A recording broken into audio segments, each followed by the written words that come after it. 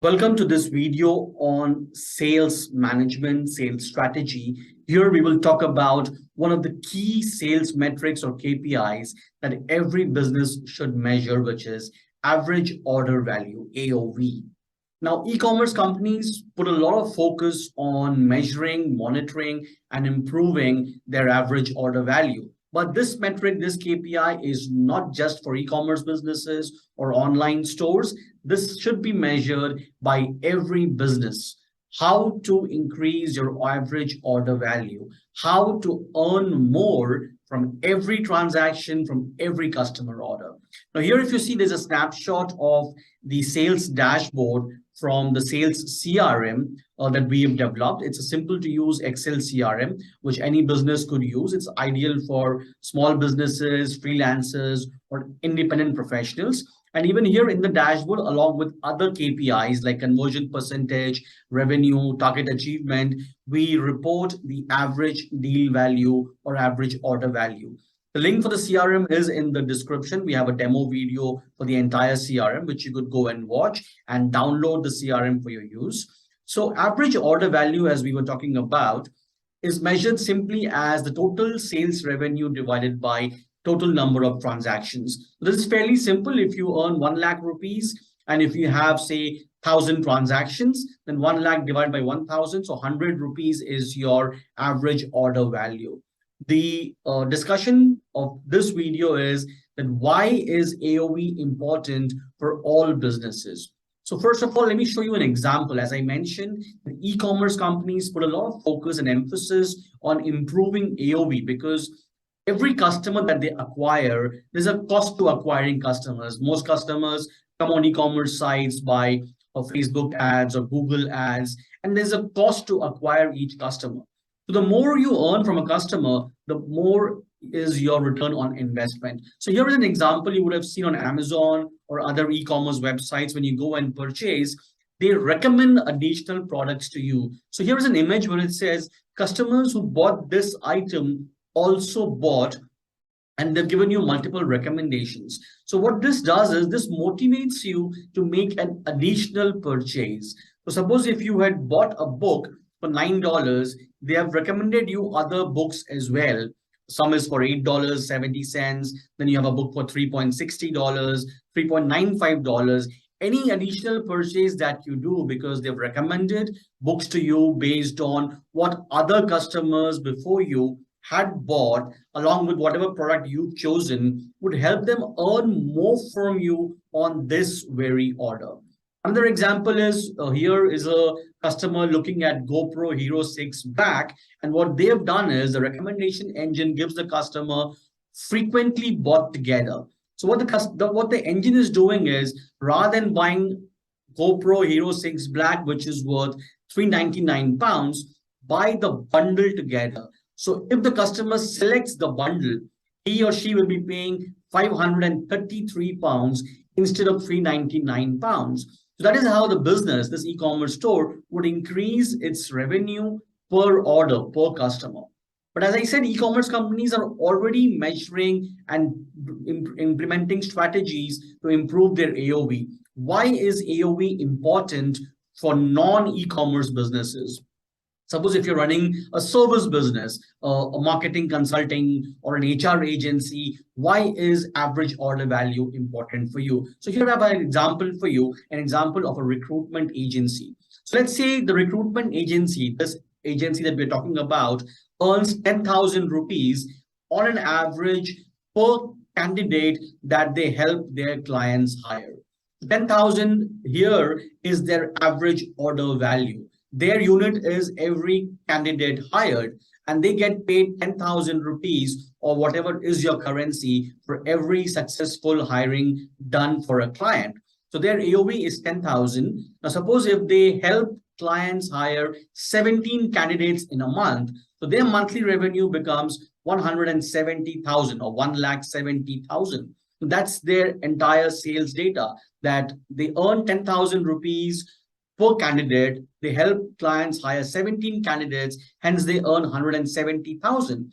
Now, suppose if they were able to increase their AOV or their average revenue per candidate from 10,000 to 13,000, For the same number of 17 candidates, they would be earning 221,000 as revenue, 221,000. So either they increase total revenue with same number of deals or same number of candidates hired, or they can earn the same revenue with fewer candidates placed. So instead of placing 17 candidates, they may have to place about 13 or 14 to earn the same revenue. That means less effort for earning the same revenue.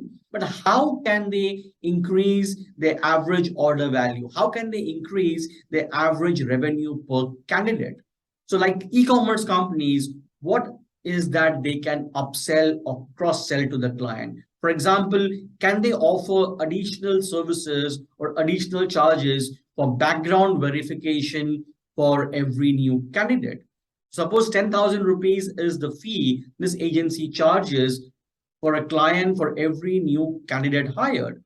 But companies require background verification as well, for which they may hire a third-party agency. So can this HR agency offer that services as well? So can they charge 3,000 rupees per candidate for background verification? Or can they add any induction program for new candidates? So other services which they could provide the companies who are hiring candidates through their agency. So what other upselling, cross-selling can they do to earn more per candidate, per client? So here, I'll just show you a snapshot. Now here, if I've compared the HR agency's performance here, so in the current stage, they earn 10,000 rupees per new candidate and they hire 17 in a month. So the revenue was 170,000. Now suppose their cost per hire is around 4,500 per candidate. This could be their internal cost, their marketing cost, but they have a cost to hire every candidate. Suppose their cost per hire is 4,500. So in that case, to hire 17 people, they have to spend 76,500. So the revenue was 170,000. Their cost is 76,500. So the gross profit is 55%. That is 93,500. Now, let's assume that this agency offers additional services to the clients and has been able to increase the revenue per hire or the AOV from 10,000 to 13,000. So in that case, at a higher AOV, they need to hire lesser number of candidates to meet the same revenue numbers. So here in the second row, you could see that at a higher AOV, a 30% higher AOV, if they hire only 13 candidates, not 17, but 4 less, only 13 candidates, they are able to match the revenue, 169,000. But since they've had to hire 4 lesser candidates, their marketing cost and everything reduces. So their cost per hire, let's say, goes down to 58,500. So their GP actually increases to 65%, 110,500. Now, suppose if they are able to increase the AOV and at the same time hire the same number of candidates as before. So the AOV is 13,000. They have hired 17 candidates. The revenue goes up to 221,000. The cost per hire remains the same, 76,500, but they have been able to increase their gross profit to 144,500. That again is 65% GP based on their revenue. So if you see at a 30% increase in AOV, it results in a 54% higher gross profit if the agency hires the same number of candidates as before. Now, even with lesser hiring, so even with hiring 4 less candidates, which is a 23% reduction in the number of candidates hired, the gross profit is 18% higher than earlier. That is what an improved AOV does for your business. You could earn more revenue by doing the same amount of work, or you could earn the same revenue even with lesser work done. So always focus on AOV as a key business, as a key sales metric for your business. It's not just for online stores or e-commerce businesses. Always go ahead and track your average order value.